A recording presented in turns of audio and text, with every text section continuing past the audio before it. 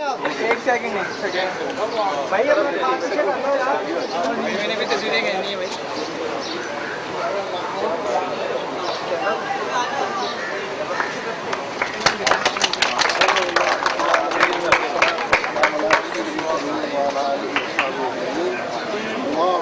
ایک دفعہ بھی نہیں دکھا رہے یار.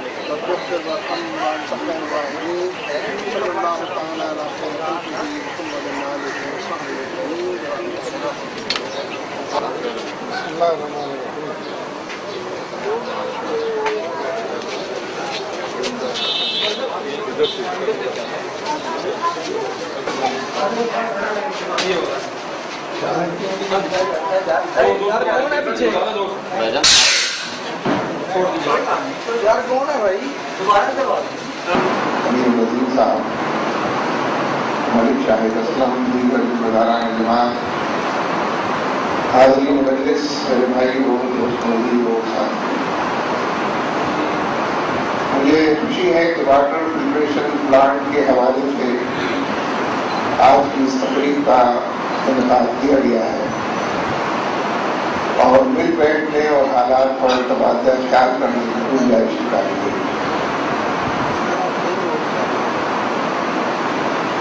اس سے پہلے میرے عزیز برادر امیر عظیم نے قدر تفصیل کے ساتھ جماعت اسلامی کی خدمات کے حوالے سے آپ سے گفتگو کی ہے. آپ کو یاد ہوگا ہمارے صدر صاحب نے ایک اصطلاح ایک وقت پر استعمال کی تھی جو بعد میں ایک سے زیادہ مرتبہ استعمال ہوئی،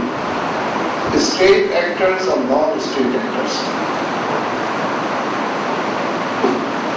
اور انہوں نے ابتدا میں یہ بات کہنے کی کوشش کی تھی کہ معاشرے میں جتنی خرابیاں ہیں، دہشت گردی ہے، یہ نان اسٹیٹ ایکٹرز کرتے ہیں، اسٹیٹ ایکٹرز یہ کام نہیں کرتے. مجھے یہ کہنے میں کوئی بات نہیں ہے کہ ہمارے پاکستانی معاشرے میں تو جتنے بھلائی کے کام ہیں، نیکی کے کام ہیں، خدمت کے کام ہیں، لوگوں کے دکھوں کا مداوا، لوگوں کے زخموں کا کھایا، لوگوں کی دلجوئی کے جتنے کام ہیں وہ نان اسٹیٹ ایکٹرز کرتے ہیں. اسٹیٹ تو کچھ نہیں کرتے. ریاست کی جو ذمہ داریاں ہیں، ریاست کے جو آرگنز ہیں، جو ان کے ادارے ہیں، انہیں جس طرح ٹیکس لینے کے بعد لوگوں کی خدمت کرنی چاہیے، ان کے کام آنا چاہیے. ایک ایک کر کے گنتے چلے جائیں، موقع فرصت نہیں ہے کہ سارے کام بتائی جائے. لیکن آپ دیکھ لیجئے کہ سرکاری اسکولوں میں کیا حال ہے اور پرائیویٹ اسکول کس طرح چل رہے ہیں. یعنی تعلیم کے دائرے کے اندر بھی سرکار کی اسٹیٹ ایکٹرز کی تو کوئی خدمت نہیں. صحت کے دائرے کے اندر بھی نان اسٹیٹ ایکٹرز ہیں جن کی وجہ سے کوئی دوا اور سہولت مل جاتی ہے. سرکاری اسپتالوں میں اور اسٹیٹ ایکٹرز میں تو لوگوں کی صحت کا، ان کی بیماری کا سرے سے کوئی گنجائش ہی نہیں ہے. اور یہ بات مسلسل بڑھتی جا رہی ہے اور واٹر فلٹریشن پلانٹ تک پہنچ گئی. بہت سارے شہر چھوٹے بڑے ایسے موجود ہیں اس ملک کے اندر کہ جہاں پانی عام طور پر پانی کا بھی کوئی انتظام نہیں، بلکہ کراچی جیسے بڑے شہر میں بھی نہیں. جس کو پانی کی ضرورت ہو واٹر ٹینکرز منگائے، واٹر ٹینکرز ان کو پانی فراہم کرتے ہیں. عام طور پر ٹیپ واٹر، نلوں سے آنے والا پانی جو ہے وہ تو مفقود ہے، اکا دکا ہے، اس کا حال برا ہے. جس کو پانی چاہیے وہ پانی خریدے، جس کو صحت چاہیے وہ صحت خریدے، جس کو تعلیم چاہیے وہ اسٹیٹ کے پاس، ریاست کے پاس گنجائش نہیں. معمولاً کہا یہ جاتا ہے کہ ریاست کی ذمہ داری ہے کہ لوگوں کی جان، مال، عزت، آبرو کے تحفظ فراہم کرے، لا اینڈ آرڈر مینٹین کرے.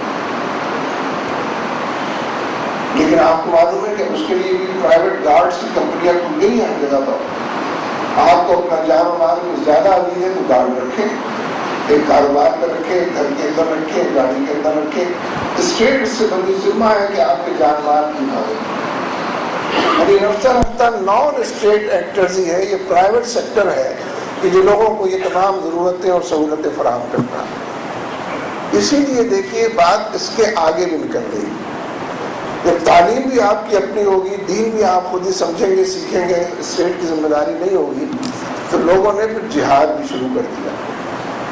اب لوگ پوچھتے ہیں صاحب یہ جہاد جائز ہے یا ناجائز ہے؟ تو ریاست کو کرنا چاہیے، اسٹیٹ کی ذمہ داری ہے، وہ پہلے اعلان کرے گی، کوئی اور تو نہیں کر سکتا، باقی چیزیں اسٹیٹ کی ذمہ داری نہیں ہے۔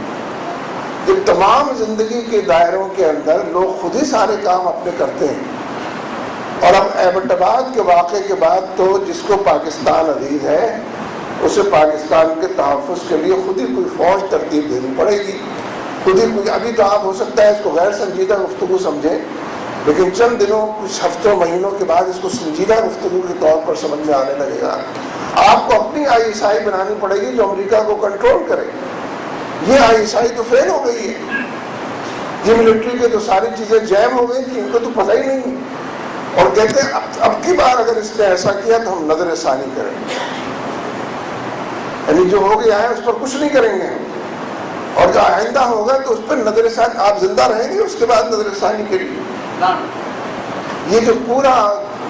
کلچر فروغ پا گیا ہے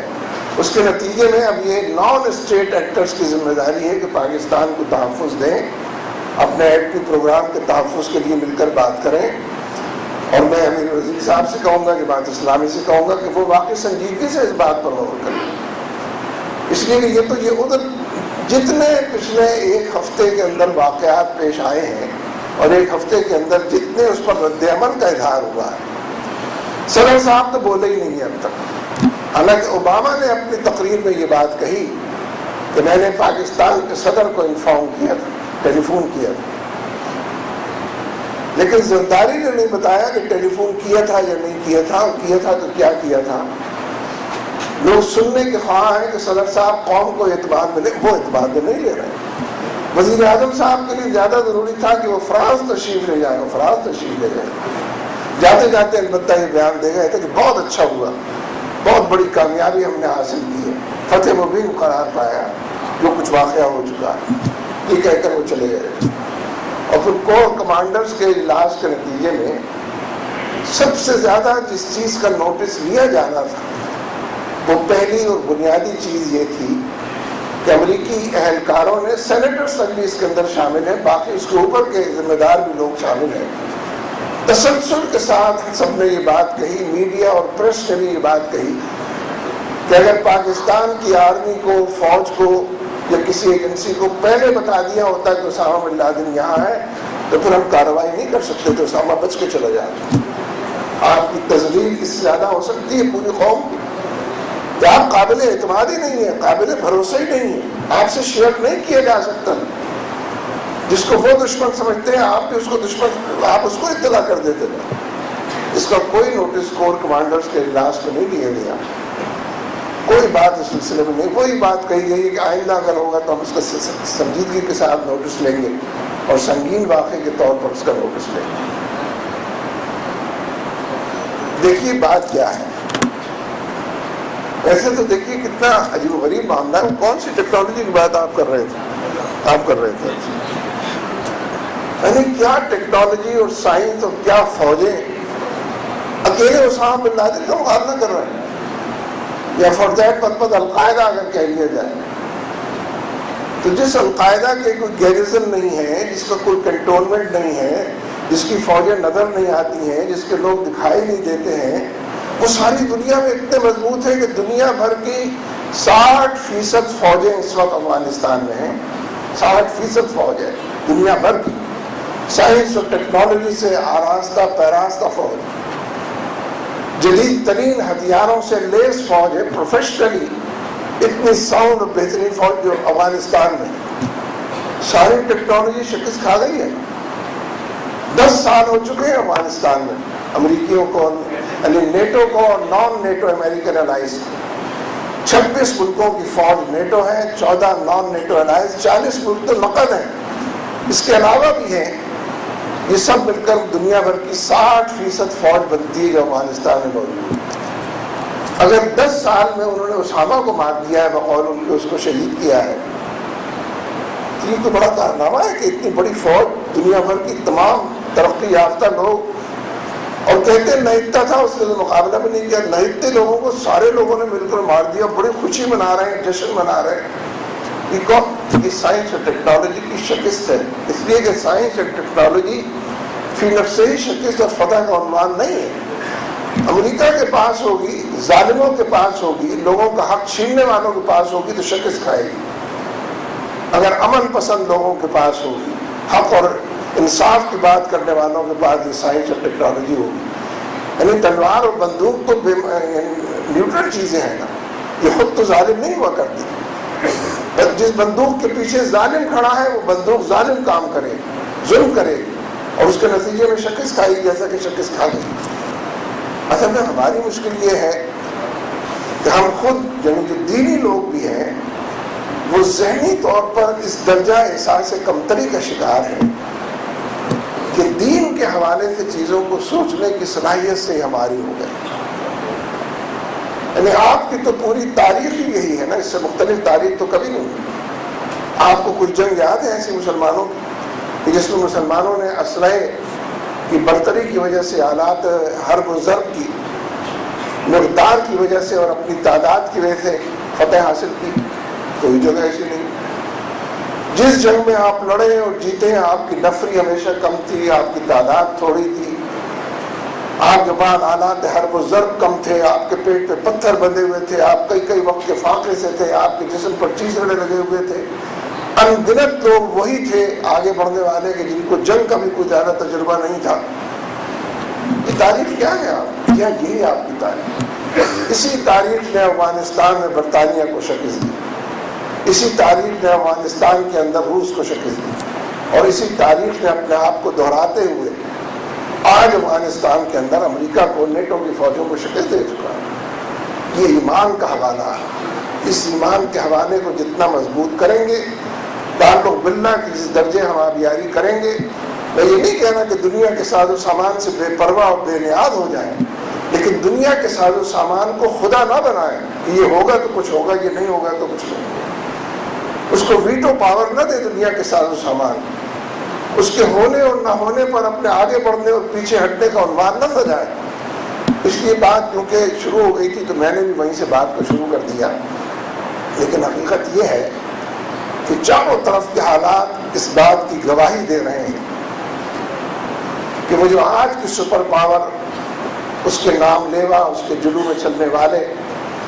اور جو کچھ ان کو میسر ہے اس سے آراستہ پیراستہ ہے، وہ جا بجا شکست سے اور ہزیمت سے دو چار ہے۔ یہ جو مرحلہ ہے اس وقت فوج کی واپسی کا، آپ نے دیکھا ہوگا ابھی